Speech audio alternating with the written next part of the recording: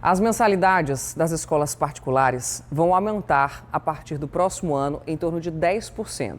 O reajuste é mais do que o dobro da inflação prevista pelo Banco Central e muitos pais já fazem os cálculos para saber como vão encaixar os novos valores no orçamento de 2025.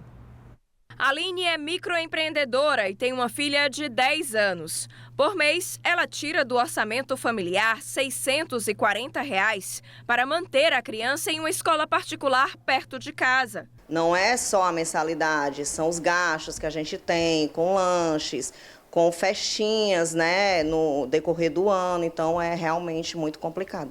A partir do próximo ano, o gasto com a educação da criança vai aumentar. Segundo o Sindicato das Escolas Particulares, o reajuste das mensalidades deve ficar entre 8% e 10%, um valor acima da inflação prevista pelo Banco Central para 2025. Fiquei surpresa em saber que vai aumentar, 10% na mensalidade das escolas, então é difícil porque a gente já fica sabendo no ato da matrícula, A gente não tem uma programação antes para poder ver ali, acochar num lado, do outro, fazer aquele jogo de cintura. E aí vem o baque, porque 10% não é tão pouco, para quem já está naquele orçamento. Esse tem sido o cenário dos últimos anos. Normalmente, esses reajustes acompanham a inflação, mas a situação mudou no pós-pandemia. As escolas, elas alegam, que ainda estão pagando a conta dos investimentos que elas fizeram na época da pandemia.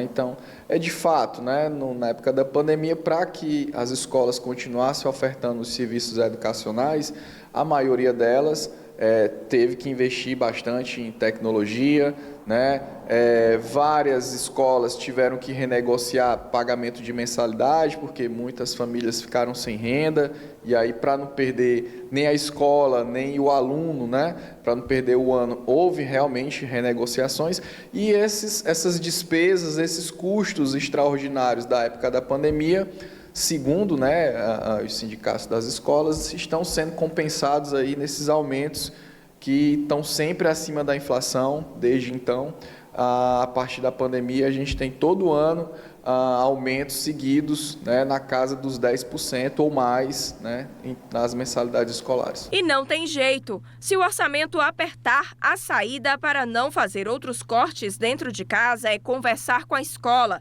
Pedir desconto é uma prática comum, mesmo quando não há mais um integrante da família estudando na mesma instituição.